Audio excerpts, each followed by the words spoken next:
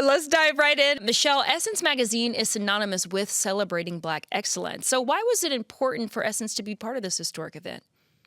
When things just line up in an amazing way, Boston is celebrating 55 years. And can you believe that Essence Magazine is also celebrating 55 years of supporting Black excellence? And so it made so much sense for us to partner with these amazing schools, with John and with Derek to amplify this important message. And it's not lost on Essence that right now, because of things that are happening in our country, it's more important than ever to shine a light on what excellence looks like. So we're excited that we're doing that. And, I'll say this, that my daughter goes to Harvard. So we're proud of how Harvard has stood up to narratives and conversations that are happening in the world today. So we're excited to partner, proud to partner. That's wonderful. And, John, what has the response been like from Black locals here in Boston? Well, people have been receptive to it. I know there's been some different narratives, some different information out there. This is the first time in almost 55 years that an HBCU game has been played in Boston. So in 1971, Howard played University of Maryland Eastern Shore at Harvard, but there has not been two HBCUs that have played since. So the alignment that Michelle spoke of, with 55 years celebrating Essence and almost 55 years of celebrating this game, just made sense to partner on. But Boston is responsive. Boston is really, really, really excited. People can't wait to get to this game, to experience the culture. I was telling somebody, I said the air is going to smell a little bit different Okay, over on that now. side of Boston, I'm because hoping even when that we means somebody gonna be cooking some good come ribs on, or something. listen, even when we At the tailgate, the energy tailgate. is different. You know what I mean? So I think one of the things that's so rich, even the marching bands are coming up. So the marching bands, the cheerleaders, like this is going to feel like a different experience all around for us, and we're just excited. Boston deserves this. Yeah, New Edition and BBD's own Michael Bivins is going to have some involvement in all of this, right? What's his role? He is. Michael Bivins has been a major part of this entire celebration. We've given him the chance to raise his hand, and he said that he wanted to chair the host committee and that he wanted to, leverage his social capital to raise the profile of what we're doing here in Boston, I love this. get the It's like momentum of this. Yeah, no, this is like he's like, no, this is he's mine. like This our is Snoop mine. Dogg of the Olympics. But I mean, listen. We need Mike. Boston won't be we need Boston without Mike Mike though. Bivens. We need Mike. You know what I It's mean? And we need all the other guys. 100%, 100%. Robbie, Bobby, Ricky, and Mike, and Ralph, And Mike and Johnny. and I Johnny. mean, There And you go. Johnny. TLC. We gotta let the whole crew. We gotta let everybody And get some love in Michelle, this. we got to be honest here, right? Boston does not have an HBCU, and Boston hasn't necessarily been at the forefront of Black culture for some in this country. But we here in Boston know that there is a robust Black community that's growing and thriving. And so, why was it important for Essence to pick this city for one of these games? Well, listen, I'm just so honored that the guys reached out to us through our CEO of Sundown Media Group, Kirk McDonald, because I always say everything happens right on time, and it's right on time for this narrative. And I would say you're going to be surprised. One of the things that I see through my daughter Taylor's eyes is that, she sat on the Black Women of Harvard board. She's part of the, different committees that work with different BSUs. And every single BSU that we reached out to is excited that we're going to bring this experience to them. So I would say that it is a quality group of young folks, executives, leaders. Some of my homegirls live there. So Boston's a little surprising. It has a bigger Black community than people think. And I think it's so important to pull everybody together so that we can commune. You don't listen, the movement wasn't changed by millions and millions of people. It was changed by a few people that had the vision and the determination and the execution to make it happen. So we're going to see some things happening Okay. after this weekend. Absolutely. And with that, is this meant to be just a one-time event, or can you see a longer partnership? Oh, yeah, you're speaking. Oh, 100%. Like we understand how important it is to raise the next generation and for leaders to get together and have conversations. One of the things that we have done really well is this little thing called the Essence Festival of Culture.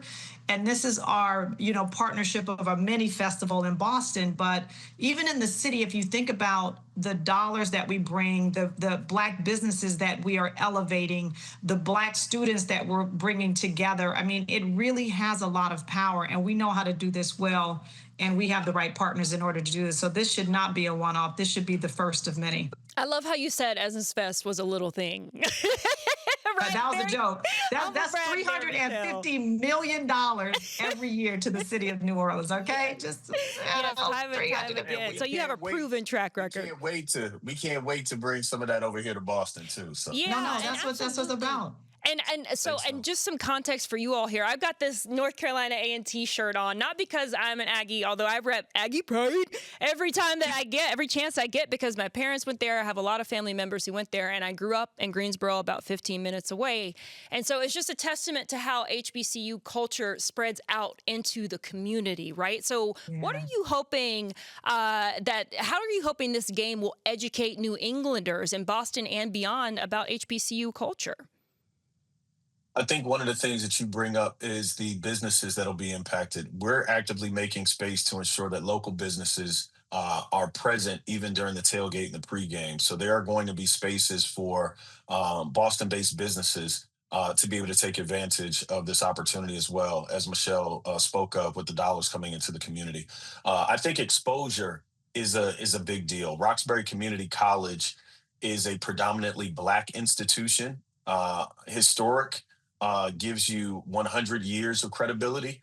RCC has been around for 50 years, so it's not quite an HBCU yet, though, Lord willing, over the next 50 years, it will become what will be recognized as an HBCU right here in Boston. So I think RCC is something like 95 to 96% Black in terms of its student body, but it is a predominantly Black institution.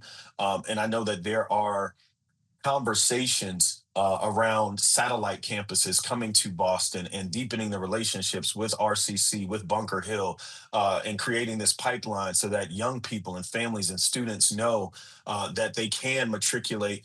Though Boston is the education hub of the world, arguably, and we have amazing institutions here, HBCUs are an option. They should be in the conversation at the dinner table. So being able to expose young people to the culture, to the look and feel, to the oneness, to the self-love and the awareness of what it means to attend an HBCU, and that affirmation that comes with seeing yourself represented in a very positive light on a consistent basis. This is not a moment. This is a movement, and we're excited about it. And I should acknowledge, right, like I know we said there had been that 55-year gap between the first HBCU game in Boston and this one happening now, but we also know that Howard has come to play Harvard many times, and there's always been that ecosystem of, okay, there's the tailgate, there's the after party, there's all these sort of side events that are supporting this game. So what can attendees look forward to this time, John? Are there going to be any performances, I've gotten links to so many parties, and I'm overwhelmed, but tell us about what folks can expect. We have some local performances. We have some national performances. I mean, the whole weekend is going to be full of activities. And because of our partners like Essence, like Cash App, Visa, like Meet Boston, we're able to bring this to life. So we're really, really excited about it. But on Sunday, we have a gospel concert featuring Grammy Award winning John P. Key, free and open to the public. That's going to happen at the Leader Bank Pavilion.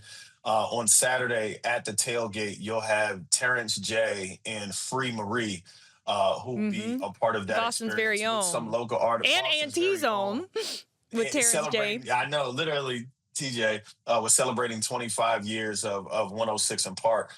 So I mean, we have some surprises. We can't let the full cat out of the bag and let y'all know everybody's gonna be here. But just pull up, have a good time, prepare yourselves accordingly. Wear your colors if you're Greek. Wear your letters. If you went to an HBCU, wear your nail, whatever that looks like, whatever it means to you. But just come ready to experience love in a safe space and bring the culture, bring the culture with you. And Michelle, what are some of the things behind the scenes that you can share with us as far as what all went into planning this? Well, a lot went into planning it, but what I would like to say is that when we show up places, we just like to make it a big content studio, because although we're impacting the city of Boston and we are going to be covering the local businesses there, think about, Essence alone in our family of media companies and platforms, we reach about 50 million people a month, 50 to 100 million people a month. So that means that we're going to be able to capture content, capture stories, and bring this to so many people globally. And that, for me, is what's exciting about the power of content. So we've put a lot of preparation into this, meaning like we're going to make sure our social media team is on the ground. I have my best and brightest sports person on the ground, my sports producer. So we want to make sure that it just doesn't live today, but it lives on, because we're going to amplify this across every single platform where our community lives, loves, and plays. So that is, for me, the most exciting. Okay. And so I have to ask both of you, who are you rooting for to win? I don't know. Is this a controversial question? I'm rooting for this community to win, because when we all come together and have a good time and elevate one another, everybody's winning. Like, a game is a game, but when this community wins, because we are doing something so amazing and shining a light on our best and brightest, there's no losers. She is absolutely right. I am biased. Y'all ain't trying to make no enemies today. I get it. I'm rooting for Morehouse College. I want Johnson C. Smith to play well. I want it to be a good game. I want it to be close in the fourth quarter. I want Morehouse to be victorious. Hands down, nothing to talk about. Morehouse. Not that you went there or anything, No, I played for the team. No, I want my boys to come up here and get this done, man. We ain't, no. He's like, John is like, it'll be a win for the community either way. It'll be extra special if Morehouse wins. I want the community to win. I want the community to win. Community win. I want Morehouse to win the football game. There you go. Straight up answer. Well, lastly, for each of you, what do you hope, what legacy do you hope that this event leaves behind for Boston? I mean, for me, and John, I'll let you have the final word. For me, is that anything is possible when you partner and understand that it does take partnership. It takes alignment. It takes more than one person, one entity, one vision in order to make something great happen. And so none of this would be possible unless we had, New Edition and Mike step in, Essence coming in, John and Derek pulling their thing, and you interviewing us for this press release, and all the business that are coming and the people that are coming in. And when we come together, we can do anything. There is not one law, one administration, nothing can stop the power that we have when we come together. And that is the legacy that I want to leave, to let everybody know. That's really important to me. I want Boston to have a new narrative. Boston is deserving of a new narrative. And this has always been a safe haven for folks. When the American Revolution popped off, the first person killed on behalf of this nation was a Black man, Crispus Attucks. You know what I mean? Like, when people fought for the freedom of this country, it was Black people with the 54th Regiment coming out of Boston. When you look at the first places that we could own property, it was off the coast of Boston, on the Vineyard, on that island. And being in Oak Bluff is where people, started. There's so much richness that's on this soil. I want people who are not from here to see that and respect it. And I want people who are from here to take more pride in it. I want there to be kids who, like me, grew up on Blue Hill Avenue and see themselves going to college for the first time, and see themselves represented in the collegiate ranks because they saw themselves differently or more than an athlete. There are so many young people who, again, even haven't been exposed to marching band culture and don't realize that their music and their gifts and their talents can translate to a collegiate scholarship. I want them to be encouraged this weekend. And I want family members and parents who haven't been able to attend their own respective homecomings to realize that we brought homecoming to them. So really excited for all that we're able to do. And we know that this is just the beginning. Well, John Borders and Michele Ghee, thank you both so much for joining us to talk about this celebration of history, culture, and community. We hope it is the beginning. We know it's the beginning of many more moments like this in Boston. So thank you both so much.